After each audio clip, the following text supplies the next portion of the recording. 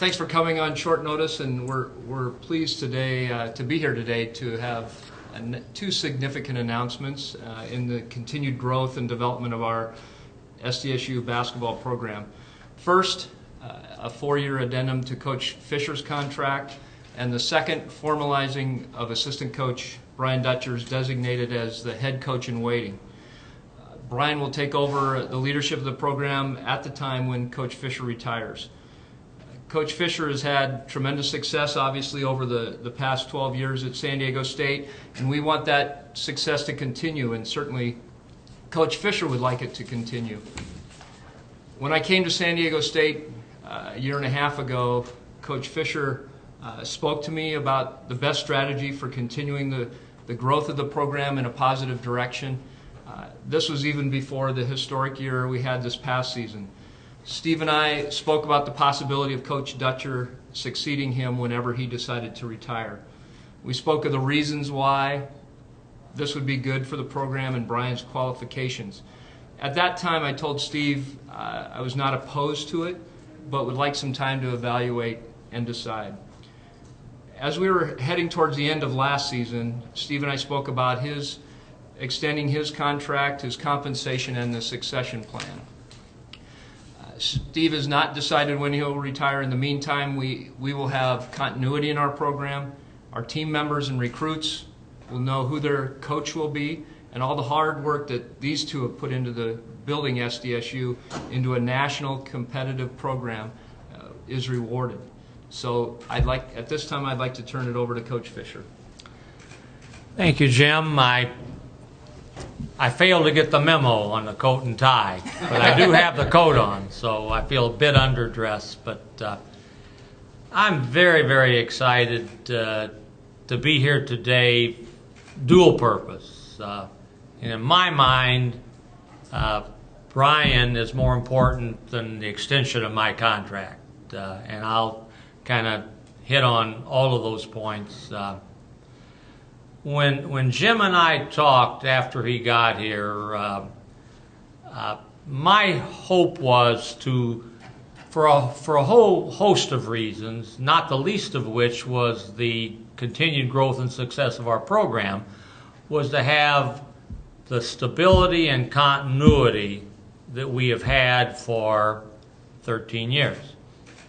And the best way to do that would be to name Brian Dutcher coach in waiting. And Brian and I, our relationship and our friendship and our working friendship is over 20 years in existence.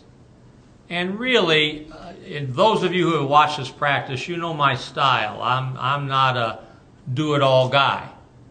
I've learned long ago that you're most successful when you surround yourself with really, really good people, you give them responsibility and then the wiggle room to do it in their own fashion. And I've watched Brian for years. He has been a non-head coach only in name.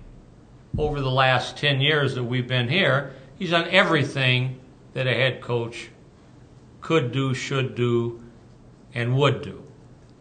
I, to some degree, have talked him out of numerous other possibilities. I mean, he's been pursued, and you know, Brian's the kind of guy that he doesn't have to tell the world that somebody's offered him a job or wanted to talk to him about a job. He has talked to a few people, but I think as he's come back and we've talked and his family has talked, he has felt that he belonged here. I do think we make a great team. He's been invaluable to the growth and success of everything that I've had a part of. We're very close family friends, and he has done a magnificent job with his basketball program and will continue to do that. I tried to count it up last night, and it's well over 20 inquiries and interviews that he's had in our 20-year relationship together, but we've managed to maintain that, and I think that is a big, big reason why we have been successful. I'm excited to be here, and I'm not looking to be pushed out the door or run out the door anytime soon. Who knows? I used to operate on a handshake, and now everybody has contracts, so I do like the fact that I have a contract. So I don't know. I don't know how long. Right now, I'm very healthy, and obviously, given the success we've had recently, very excited about what the program has done and what we hope to continue to do. So because we're announcing a 4-year contract, that I don't know that means that I'm here for 4 more years even. So we'll see. Who knows? Maybe this is the one that leads to the next one. I don't know if Brian wants to hear that, but that might be the case. But he's a great friend, a tremendous basketball coach, and he has the ability to deal with people. Got great people skills, tremendous family, and we're privileged to have him and fortunate to have him part of San Diego State. And now, for all the reasons Jim talked about, it's fantastic that everyone, including our potential recruits as well as our current players, will know when I do retire who the coach of San Diego State will be. And with that, I would like to present the next coach, Brian Dutcher. Thanks, Coach. Thanks, Jim. I'm honored, humbled, and excited to be a part of San Diego State basketball and now have the opportunity to continue to be. Having worked here under Steve Fisher for the past 12 years, I know how special it is to be an Aztec. My oldest daughter, Erin, graduated from San Diego State this last spring. My daughter, Liza, is going to be a junior at SDSU this fall. And we love this university and all it stands for. I know something like this doesn't happen without the help of a lot of people. And first and foremost, I want to thank Coach Fisher for being a great coach and mentor to me for over 20 years. His friendship is valued. I'd like to thank Jim Sterk for giving me this opportunity. They don't come along often, and I'm grateful for that. And I'd also like to thank Vice President Sally Roush, President Elliot Hirschman, and past President Stephen Weber for their support.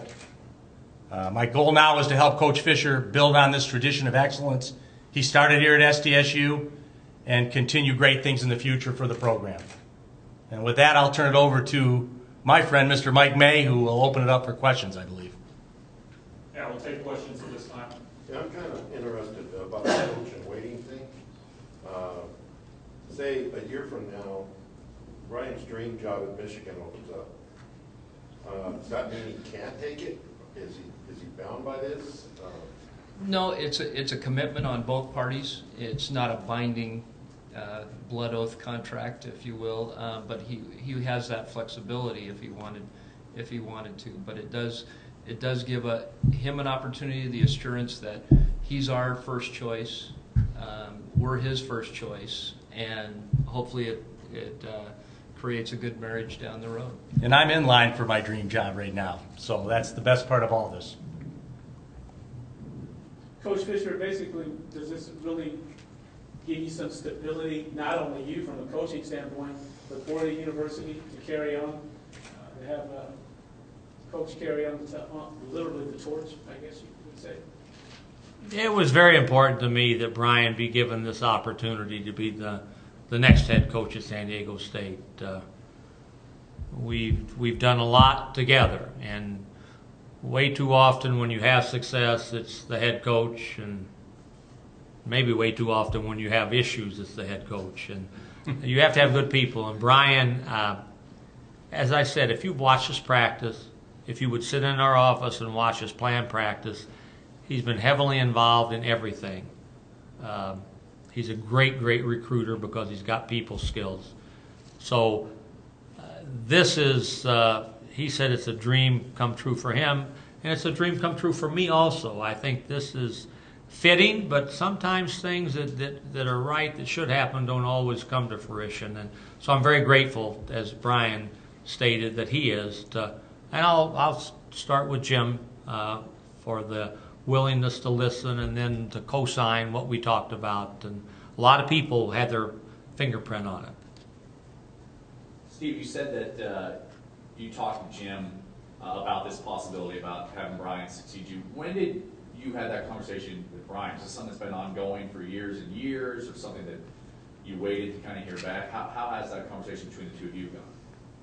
We've talked about that quite often. When you work together as long as we have, every coach has a desire to be a head coach. And I was no different, and yet I went forever before I got a head job in bizarre circumstances. I think when you're happy where you are, you don't go looking as quickly. And yet, Brian wanted to be a head coach, and we talked about that. And I would say, you know, make sure it's the right one. Don't go just to go. We're a great team, and as we came here, we talked about that. You to me are the logical choice. Obviously, we have to have success, and we've had some success. So, but we have talked about it, and had talked about it before this past season. And Brian, I'd kind of ask you. You know, Coach said that he's had to talk you out of other opportunities a couple times.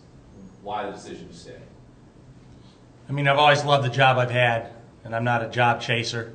You know, I've loved being here in San Diego with my family, with Coach Fisher, with this university. And so to draw me away from this would have to be something spectacular. And, you know, I don't think there's anything better than what I've had here. And that's why this day has come, that I've been blessed to work with great people and be given an opportunity of a lifetime. Jim, what does this mean for Tony and Mark? Are they going to go with Brian as well? The assistant coaches are they're at the I guess decision. The decision lies with the head coach of whether they're retained or not. So that would be up to Brian at that point in time. Brian, do you know if those are your guys? Or Well, I think one of them will get a good recommendation from Coach Fisher. The other one I've already co-signed, so no, they're wonderful people to work with. I've been blessed to work with great coaches my whole career here, from Marvin Menzies and Jim Tomey, Justin Hudson, Gary Grant, Mark Hughes, Greg Gottlieb. We've always had great assistant coaches here. And the reason for that is because Coach Fisher lets them work. This is a hard place to leave. There are a lot of programs where assistant coaches sit and watch and wait their turn, but like Coach does, he lets us get involved. We feel like we're a part of what's happening in this program, and that's why it's hard to leave this place. Jim, so Steve has a 4-year contract. My understanding is that Brian only has a 1-year contract, yet he's coaching away. Why not just give him a 4-year contract to match up with? Since you're making this commitment to him. Yeah, that was something that's been debated, and we went round and round with the CSU system and looking at what was best to work within the system. And I suggested this method at the start, and we kind of circled back to a letter of agreement, if you will, that was the best way to do it. Just given all the factors, and trying to do a contract when you don't know when it starts, and there's a bunch of reasons. So there's sort of a gentleman's understanding that he'll be right. as long as I put it in writing. You know, I signed it, he signed it, and it's on record. And a question for Coach. Will Brian's job description change at all now that he has this designation? I mean, I know he already does quite a bit. He has quite a bit of responsibility, but will there be some sort of transition period, or is he already pretty much doing as much as he could as an assistant? You know what, Mark? I haven't really given that a lot of thought. I think your statement that he's already doing a great deal in every part of what we do. If you sit in our locker room before a game, he talks before every game in front of the team. So as we speak, probably it will remain the same, and but who knows whether what that will mean as we move forward. I hadn't given it a lot of thought. Have you guys made a point to kind of tell your recruits that this is happening, and kind of what you can tell them and what the reaction has been to it? We have. This is the business that we're in. everybody seems to want to operate in the shades of gray, and anything you can use for a recruiting advantage is used. So we've heard and been asked questions from parents. I have. How long are you going to be there? Will you be there to coach my son? And some have said, well, you don't want to go someplace where you don't know who you're going to play for. So we've talked, and after Jim and I talked and we had assurance, we have told recruits, not only will I be there, but you'll also know that when I'm not there, who the head coach will be. And that's probably better than 99.9% of the schools in the country can say. Coach Stetcher, how does that impact your dynamic in the living room? I know you're a guy that's a huge part of this recruiting process. Now you're going in kind of with a dual title. Has it changed in any way your dynamic? Coach and I have been doing home visits for 20 years, and I just play off Coach. So I take what he starts and I run with a little bit, and so we're a pretty good team in the home. I don't know if it'll change that much until Coach sends me in, and then I got to decide who I'm taking in with me. Coach, can you just talk a little bit more about, I mean, it sounded like it's sort of an open-ended proposition for how long you want to coach, but did this last season rejuvenate you or give you the energy to want to keep going on? And just talk about that thought process. You know, I had the little scare a few years ago, but I've got good health. I have, from the moment I said this is what I wanted to do, have always loved doing it. And the fact that I've done it now a long time has not diminished the enjoyment and pleasure and excitement I get out of preparing for that first practice. We just came from our first official preseason meeting with our team. And I went back over the weekend, looked at notes that I had used before, and prepared what I wanted to say, how I wanted to deliver it. And I was extremely excited when they came back. And some of them had been gone the second session of summer school. So I don't think I would say I was rejuvenated. Never have I enjoyed a season more than last year, for so many reasons. Obviously 34-3. But so many other reasons. The look at the arena, the way, the atmosphere, and the feeling you had to have Mark Fisher walk out of the locker room with me last before every game, and everything in between. It was a remarkable year. But I got excited 1999 when we were struggling to score a basket, much less win a game. So I've always enjoyed what I have done, and I don't feel, unless I look in the mirror, that I've aged all that much. And then I realize I have a little bit, but I feel great, and I'm having a lot of fun doing it.